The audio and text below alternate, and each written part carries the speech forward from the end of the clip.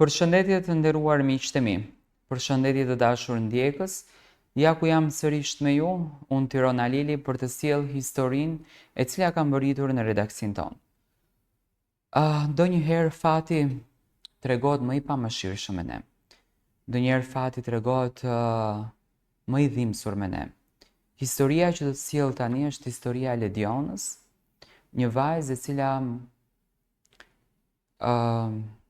u rit në një familje, por që nuk ja dha dashurinë, por ja dha trysnin, ja dha të fortin e shtëpisë, që në këtë rast ishte i ati, edhe e martoi me pa dëshirën e saj, sepse ashtu dëshironte tradita, ashtu dëshironte mentaliteti dhe kultura. Nga kjo martesë, Lediona nuk është se kaloi ditë të bukura. Kaloi trishtimin, kaloi vojtjen, kaloi dhimbjen, gjëra të cilat ndoshta as nuk i kishte imagjinuar, thjesht kishte imagjinuar që të vazhdonte shkollën, të shkollohej, të bëhej një vajzë si të gjithë të tjerat, të punonte, do të thënë të avancohej, civilizohej me kohën, por kjo gjë nuk ndodhi. Lediona u martua dhe iku në Greqi, dhe Greqia u kthye feri më i madh për të. Ajo ka dashur të ndajë historinë e saj me të gjithë ne, tashmë kur ajo është e pavarur pas 4 vitesh trishtimi, dhimbje, dhune dhe vuajtje. Lediona ishte vetëm 22 vjeç, kur babai i saj vendosi që ajo duhej të martohej. Ishte vetmja vajzë në familje dhe sipas traditës së tyre kanonike, ishte detyra e saj të respektonte vullnetin e babait, pa guxuar të thoshte asnjë fjalë të vetme.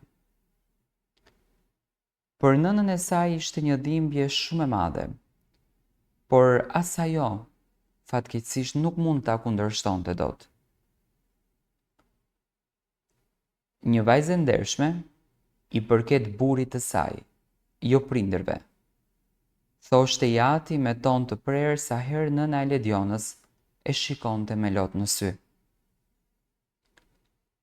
Lediona u martua dhe shkoi të jetonte në Greqi, në shtëpinë e burrit edhe të bjerës së saj.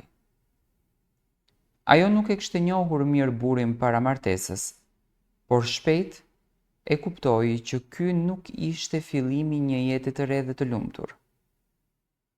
Vjera ishte një grua e ashpër, arrogante dhe kur nuk e pranoi Ledionën si pjesë të familjes së saj. Që ditën e parë ajo i bëri të qartë që ishte vetëm një e huaj, që kishte hyrë në shtëpinë e tyre. Lediona u zgjonte para agimit, gatuante, pastronte dhe kryente të gjitha punët e rënda të shtëpisë. Por asnjëherë nuk kishte një fjalë të mirë nga vjera e saj. Një ditë ndërsa po skuqte peshk në kuzhinë, Vjera në një nga shpërthimet e saj të zakonshme të zemërimit, e shtyu Ledionën aq fort sa që tenxheria me vaj të valuar u derdh mbi këmbët e saj. Dhimbja ishte torturuese. Lediona u lërinte, por askush nuk u ngut ta ndihmonte, as burri i saj.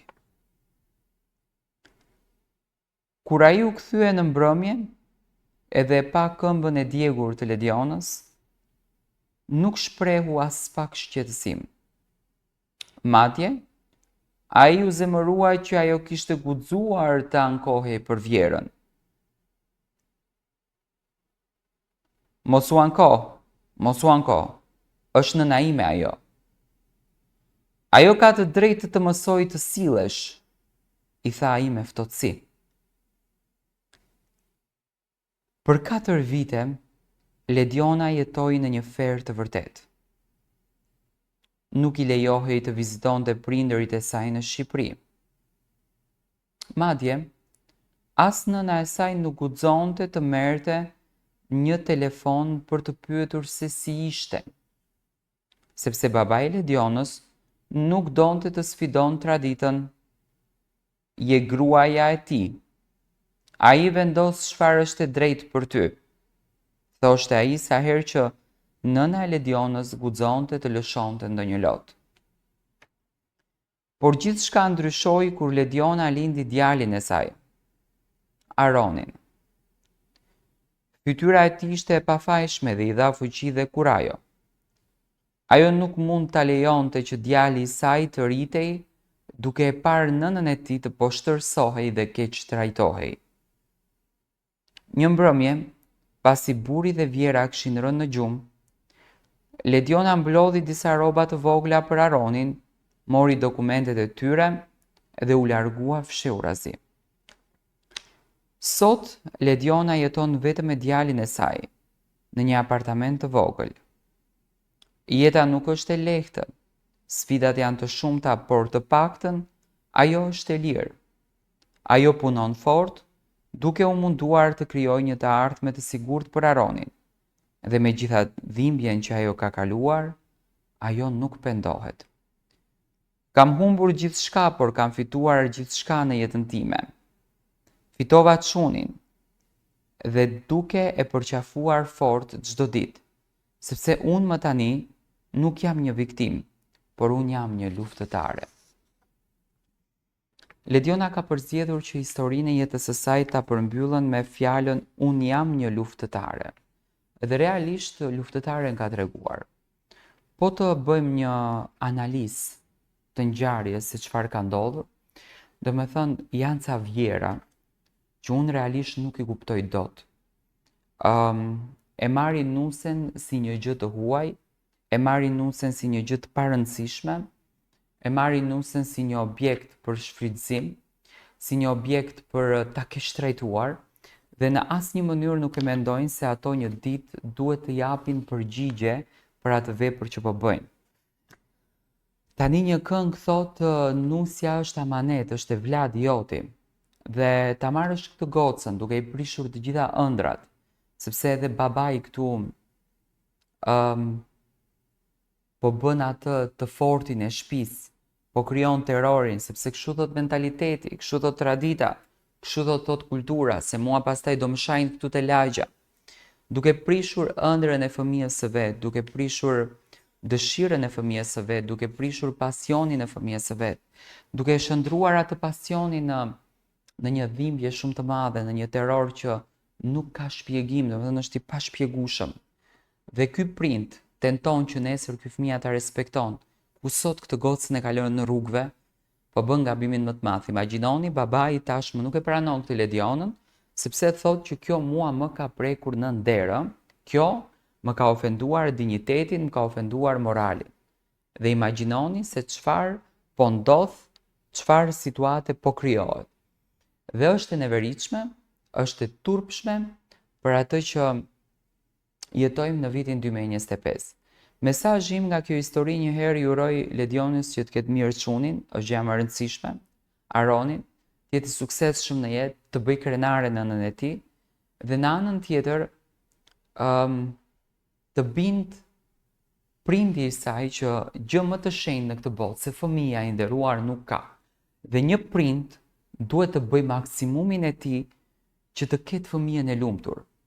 Ç'të duhet jeta kur ti e shikon dikë tjetër duke ta malltretuar dhe keq trajtuar vajzën tënde, atë vajzën që ti e rrite me djers, e rrite me sakrificë, e rrite me mundime, ndave lekun tënd dhe nuk i plotsove dëshirën vetes tënde për të plotsuar dëshirën vajzës tënde, dhe nesër ti ndikohesh nga mentaliteti, nga kultura e ulët, nga njerëz të pacivilizuar, të pashkolluar, të paparë me botën, dhe thua që unë nuk e pranoj këtë gocën në shtëpi, sepse mua kjo më ka ul dinjitetin, ka lënë burrin dhunues me vjerën dhunuese.